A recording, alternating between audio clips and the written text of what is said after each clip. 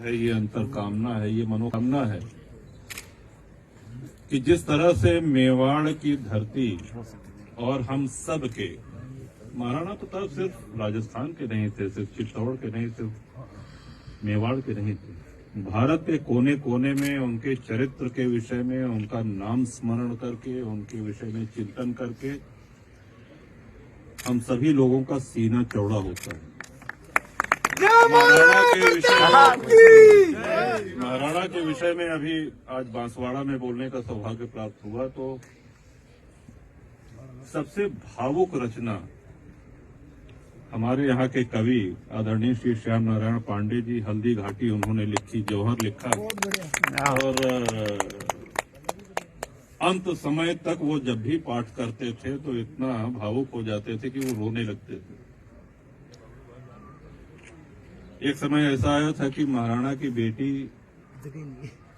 भूख से बिलबिला करके रोने लगी। हम लोग घासों की रोटी का प्रकरण सुदूर होकर के भी सुनते रहते हैं।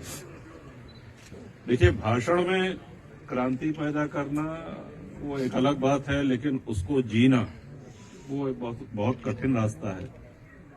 महाराणा का भी हृदय हिल गया था।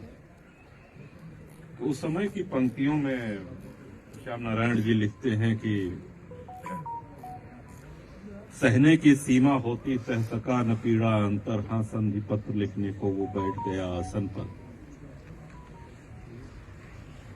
उस सन्नाटे में बच्चों ने माँ माँ कह कह कर रोया, लघु शिशु विलाप सुन सुन कर धीरज ने धीरज खोया। कह सावधान रानी ने राणा का थाम लिया कर, बोली अधीर पति से वह कागज मसीपत्र छिपाकर कि अगर यही करना था, समर्पण ही करना था, समझौता ही करना था, तो चेतक जैसा अश्व क्यों गंवाया, झाला जैसा सेनापति क्यों गंवाया। और देखो आसमान की तरफ सब तुमको धिक्कार रहे हैं, आसी मांग रही कन्या भी तू आंसू ढार रहा है। और रानी ने उसके बाद जो महाराणा जो श्याम नारायण पांडे जी की कलम चली है कि तू भारत का गौरव है, तू जननी सेवारत है, सच कोई मुझसे पूछे तो तू ही तू भारत है, तू प्राण सनातन का है, तू जननी का रक्षक, तू सतियों का अंचल है। यदि तू ही कायर बनकर बैरी से संधि करेगा तो कौन भला भारत का बोझा माथे पर लेगा। जीवन जीने के दो तरीके होते हैं, एक सुविधा भोगी, एक क्रांति का मार्ग। हम सब के आदर्श महाराणा ने उस क्रांति के मार्ग को चुना। और आप ये भी जानते हैं, राजस्थान के इतिहास की हमसे बहुत बेहतर जानकारी आप लोगों की है। बहुत सी रियासतें थी जिनको किसकी ओर से लड़ना चाहिए था और किसकी ओर से लड़ रहे थे, इसमें बहुत विस्तार में जाने की आवश्यकता नहीं है।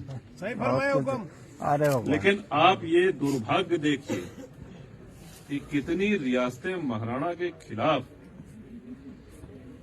आक्रांताओं के साथ खड़ी होकर के और अपने ही देश में, अपने ही प्रदेश में, अपने ही सभ्यता के साथ तांडव मचा रही थी। तो ये दुर्भाग्य उन्होंने झेला है। हमारी शुभेच्छा है महाराज कुमार जी को भी, आप सभी लोगों को भी, कि मेवाड़ अपना खोया हुआ गौरव प्राप्त करे। जय मेवाड़।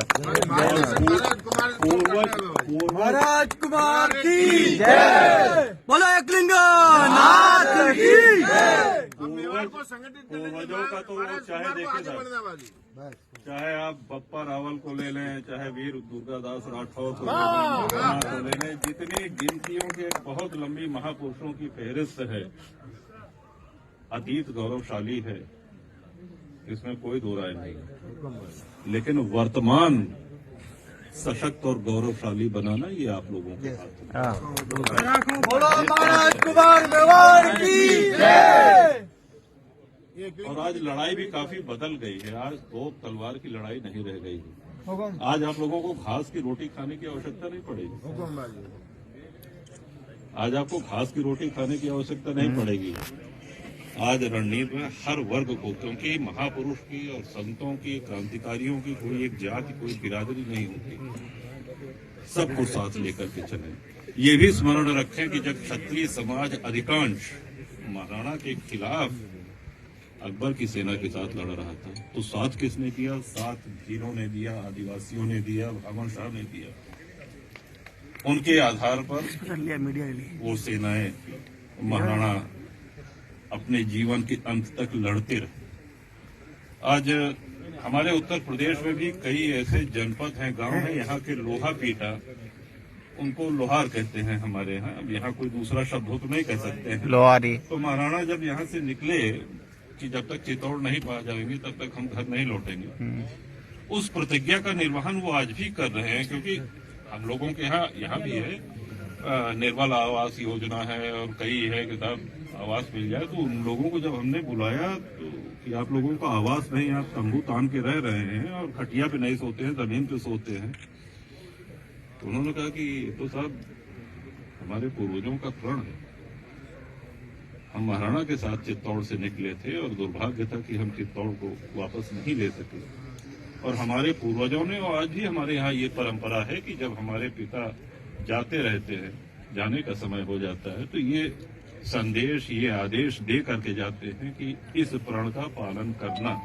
अब आप कल्पना करें कि महाराणा के चले जाने के 500 वर्ष बाद भी इस भौतिकतावादी युग में अभी हम लोग अपने बेटे को कह दें कि बेटा जरा अब बेड छोड़ के जो है जमीन पे सोने लगो, वो लड़ जाएगा, घर में कलह हो जाएगी। लेकिन इस भौतिकतावादी युग में जिनकी प्रेरणा आज तक लोगों के हृदय में दौड़ रही है, जो स्पंदन कर रही है, वो जब जीवित रहे होंगे तो कितना महान व्यक्तित्व रहा होगा। यही सब बातें निवेदन करने और आप सबको हमारे विनम्र प्रणाम जय। और पधारे साहब, काशी पधारिए, हर हर महादेव दर्शन करिए, आनंद आएगा। गंगा जी का स्नान करिए और श्री राम जन्मभूमि का दर्शन करिए। एक बार पुनः आप सभी लोगों ने सम्मान दिया, अपनत्व दिया, इसके लिए आभार। और महाराज माता जय सिया राम भैया की जय।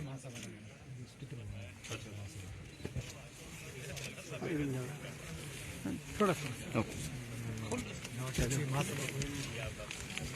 स्टिकर कर दे। एक मिनट पीछे